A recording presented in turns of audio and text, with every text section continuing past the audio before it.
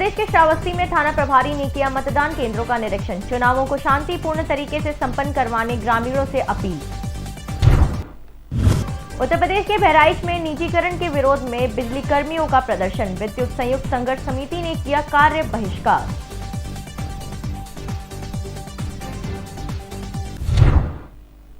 नमस्कार, मैं शाहीन और अब खबरें विस्तार से। झारखंड के दुमका में मुक्ति मोर्चा राजनीतिक पार्टी ने 42वां झारखंड दिवस ऐतिहासिक गांधी मैदान में कोविड-19 की दिशा निर्देशों का पालन करते हुए परंपरागत तरीके से मनाया। कार्यक्रम की शुरुआत में झारखंड मुक्ति मोर्चा सुप्रीमो शिबू सोरेन ने गांधी मैदान में झारखंड मुक्ति मोर्चा का झंडा फहराया। आपको बता दें कि झारखंड दिवस पर हर साल संथाल परगना महाविद्यालय से एक बड़ी रैली निकाली जाती थी, जिसमें बड़ी संख्या में कार्यकर्ता और आम लोग परंपरागत ढोल नगाड़े के साथ गांधी मैदान पहुंचते थे। लेकिन इस साल कोरोना गाइडलाइंस को देखते हुए ना तो रैली निकाली गई है और ना ही ज्यादा भीड़ की गई है। उत्तर प्रदेश के श्रावस्ती में पंचायत चुनाव को शांतिपूर्ण और निष्पक्ष तरीके से पूरा करवाने के लिए थाना प्रभारी विजय बहादुर सिंह जायजा लेकर ग्रामीणों से बातचीत किए। उन्होंने कहा कि चुनाव के दौरान कानून अपने हाथ में लेने वाले के खिलाफ कड़ी कार्रवाई की जाएगी। थाना प्रभारी ने ग्रामीणों से भी अपील की है कि वे चुनावों को शांतिपूर्ण तरीके से संपन्न करवाने में मदद करें। इस दौरान ग्राम प्रधान मोहम्मद सुहेल, क्षेत्र पंचायत सदस्य जाहिद खान, मोहम्मद जुनैद, शाहिद, तुलसीराम समेत दर्जने लोग मौजूद रहे। उत्तर प्रदेश के आजमगढ़ में विद्युत कर्मचारी संयुक्त संघर्ष समिति के आह्वान पर केंद्र और राज्य सरकारों के निजीकरण की नीति के विरोध में और अन्य प्रमुख समस्याओं के समाधान हेतु सभी अधिकारियों कर्मचारियों ने मुख्य अभियंता कार्यालय पर 1 दिवसीय कार्य बहिष्कार किया। इस धरने में भारी संख्या में अधिकारी और कर्मचारी भी मौजूद रहे। आपको बता दें कि सिधारी स्थित हाइडल में 6 सूत्रीय मांगों में इलेक्ट्रिसिटी अमेंडमेंट बिल 2020 में विद्युत वितरण के निजीकरण हेतु लाए जा रहे स्टैंडर्ड बिडिंग डॉक्यूमेंट को निरस्त किया जाने की मांग की गई है। तो विद्युत कर्मचारी संयुक्त संघर्ष समिति उत्तर प्रदेश का एक घटक हाइड्रो इलेक्ट्रिक एम्प्लॉइज यूनियन भी है और आज हमारे पूरे देश के 15 लाख बिजली कर्मचारी इलेक्ट्रिसिटी अमेंडमेंट बिल 2020 के विरोध में हम जो है पूरे देश में आज एक रोज का कार्य बहिष्कार करके और विरोध सभा करके सरकार को ये आगाह करना चाह रहे हैं कि बार बार निजीकरण की बात जो की जा रही है इसको समाप्त किया। आज हमारी इस डिमांड पर जो है किसान भी लड़ रहा है, आंदोलित है और हमारी ये जो है निजीकरण की डिमांड जो इलेक्ट्रिसिटी अमेंडमेंट बिल 2020 को वापस करने की मांग है। इसके अलावा ये जो है केंद्र शासित प्रदेशों को के बिजली क्षेत्र को निजी हाथों में दे दिया गया है, उसके विरोध में भी हम आज खड़े हैं। हमारी डिमांड ये भी है कि इलेक्ट्रिसिटी विद्युत बोर्ड जो था हमारा उसको पुनः वापस किया जाए, स्थापित किया जाए और सबको जोड़ करके इलेक्ट्रिसिटी उत्तर प्रदेश राज्य विद्युत परिषद का पुनर्गठन किया जाए, पुनः गठन किया जाए। हमारी डिमांड बहुत पहले से चली आ रही है कि हमारी वेतन विसंगतियां उत्तर प्रदेश के बिजली कर्मचारियों, इंजीनियर्स और उनकी जो वेतन विसंगतियां हैं इनको 10-15 साल से टाला जा रहा है, उसको जो है वेतन विसंगतियों को दूर किया जाए।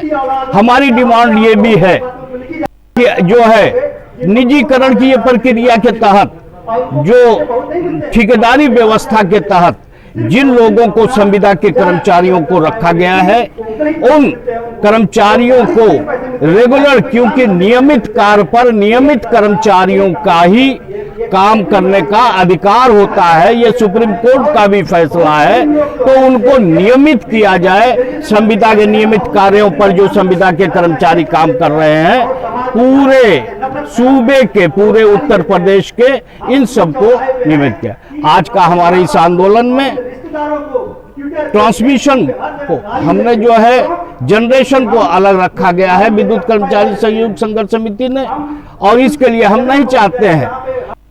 उत्तर प्रदेश की बस्ती में महिलाओं और पुरुषों को आत्मनिर्भर बनाने के लिए नाबार्ड के विकास प्रबंधक मनीष कुमार ने 45 दिवसीय प्रशिक्षण के दौरान 90 महिलाओं द्वारा विकास खंड हरैया परिसर में जूट का बैग, कपड़े का थैला और अन्य वस्तुओं को बनाया जा रहा।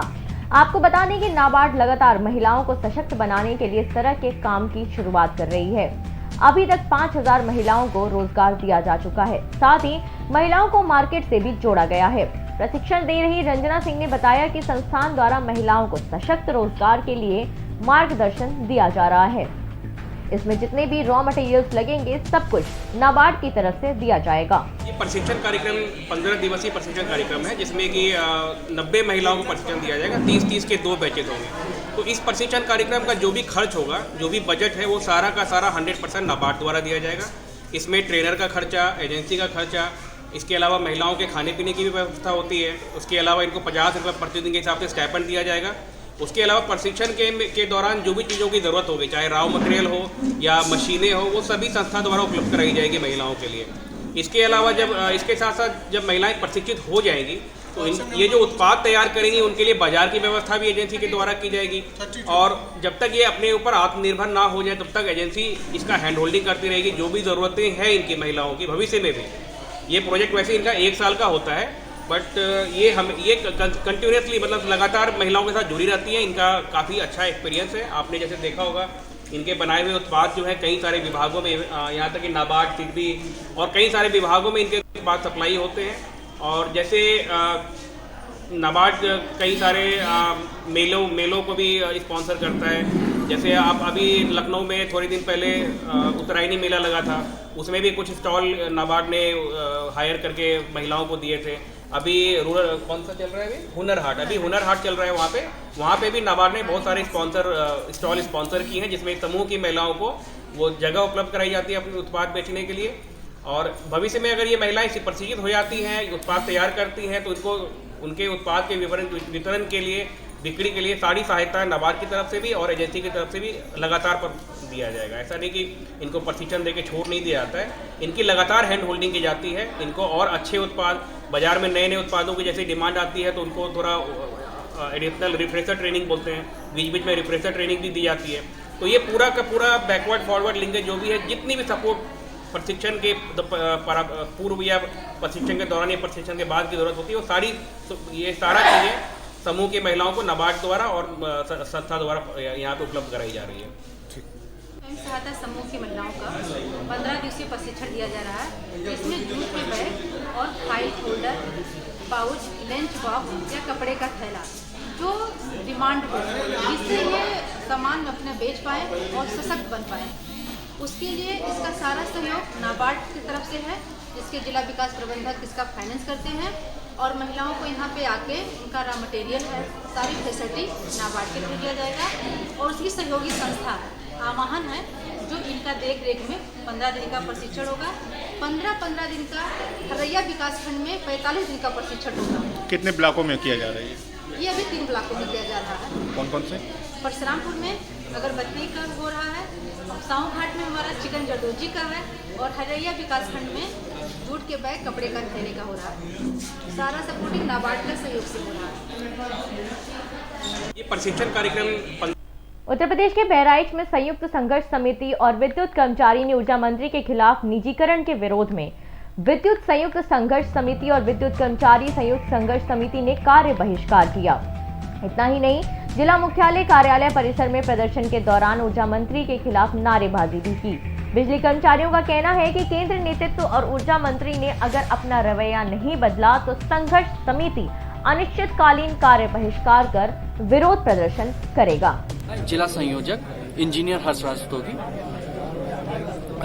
पूरा मामला ये है कि हमारी जो सरकार है वो इलेक्ट्रिसिटी अमेंडमेंट बिल 2020 के बिडिंग सिस्टम के थ्रू जो है पूरे जितने भी हमारे डिस्कॉम्स हैं उनको बेच देने के पर आमदा है।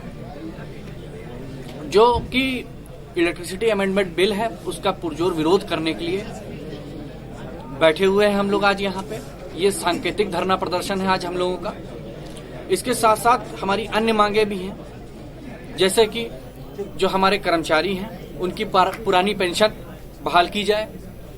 इसके अलावा जो हमारे संविदा साथी हैं उनके लिए, जैसे केरल सरकार है, हिमाचल प्रदेश की सरकारें हैं, सभी को नियमित भर्ती कर रहे हैं, वैसे ही हमारे संविदा कर्मियों की नियमित भर्ती हो। और इसके साथ साथ जो कर्मचारी हमारे इन सब कार्यों के लिए बैठे हुए हैं, जो हमारा ये बिल विरोधी कानून है उसके विरोध में बैठे हुए हैं हम लोग, यही हमारी मुख्य मांग है। अगर आपकी मांगे पूरी ना हुई तो क्या करेंगे आप? इसके लिए उत्तर प्रदेश के कौशाम्बी में एक दिव्यांग वृद्ध की धारदार हथियार से गला रेतकर हत्या कर दी गई। मौके पर पहुंची पुलिस ने शव को कब्जे में लेकर घटना की छानबीन शुरू कर दी है। पुलिस अधीक्षक अभिनंदन ने बताया कि सरायकीर थाना क्षेत्र के अकबराबाद गुहौली गांव में एक वृद्ध का छप्पर के नीचे शव मिला है। आपको बता दें कि मृतक पिछले 3 साल से चल नहीं पा रहा था और घटनास्थल के पास से ही कोई पूजा की गई है। ऐसा अंदाजा लगाया जा रहा है कि हत्या इसी के क्रम में हुई है। फिलहाल इस मामले में मुकदमा दर्ज कर आगे की कार्रवाई जारी है। घटना ये हुआ है, हमारे बाबा हैं, हमको सुबह पता चली थी, हम गांव में दावत थी, एक जगह पूजा, वहीं पास रहे हैं और उसके बाद हम रात भर वहीं नाचे गाए हैं। इधर दुर्घटना हुआ, सुबह हमको पता चली, सुबह हम आए, आपके पास फोन लगा दिए।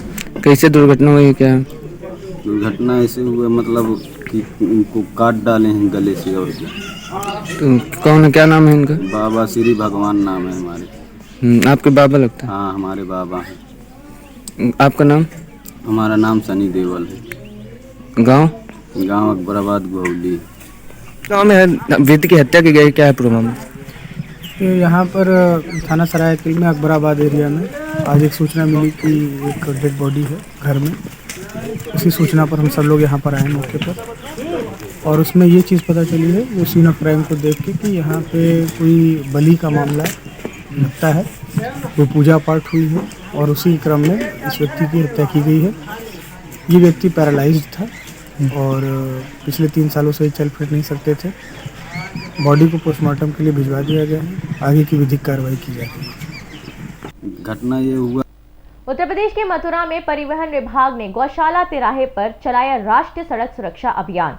इस अभियान में 11 वाहनों के चालान काटे गए। इतना ही नहीं, उनके पेपर चेक कर उनको यातायात के नियम भी बताए गए हैं ताकि सड़क दुर्घटना में कमी लाकर लोगों के जीवन और यातायात को सुगम बनाया जा सके।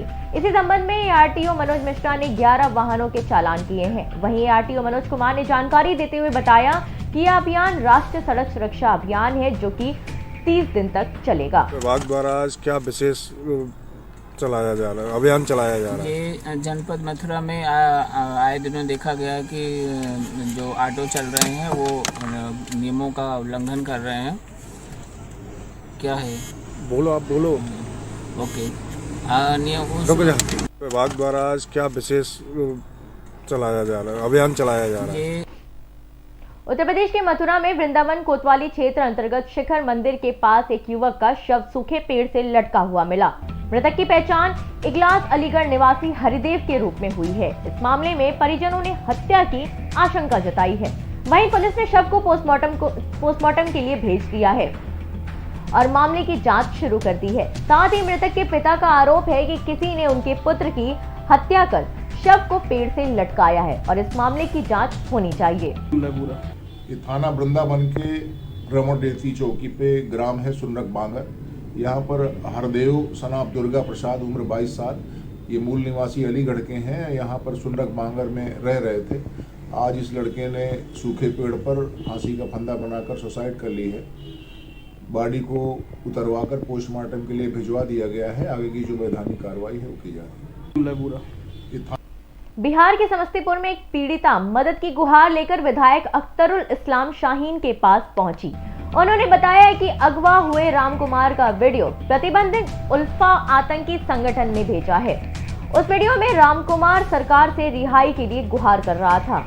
अगर उल्फा संगठन ने 16 फरवरी तक फिरौती की 15 करोड़ रकम नहीं पहुंची तो 17 तारीख को इंजीनियर की हत्या करने की चेतावनी भी दी गई है। विधायक ने केंद्र सरकार और राज्य सरकार से इंजीनियर की रिहाई के लिए ज्ञापन दिया है। मैं राम कुमार, घर बहादुरपुर, थाना अलौली, डिस्ट्रिक्ट खगड़िया, बिहार का निवासी हूँ।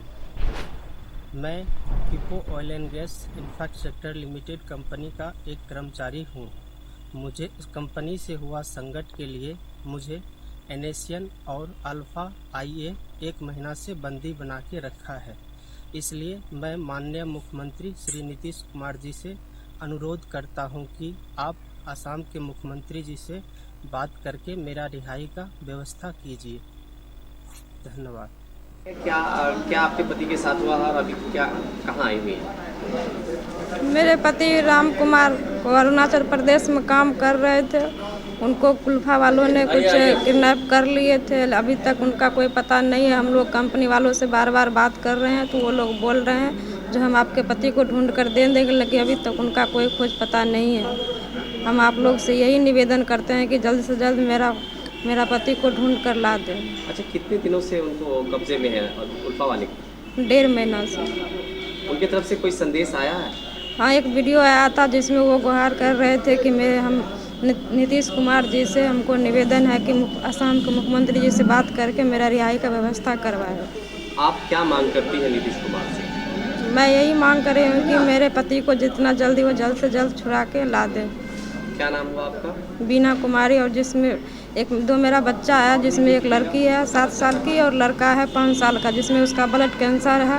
वो पटना एम्स में उसका इलाज चल रहा है और मेरा बच्चा को भी देखने वाला कोई नहीं। मैं राम। आज की खबरों में इतना ही। मुझे दीजिए इजाजत। नमस्कार।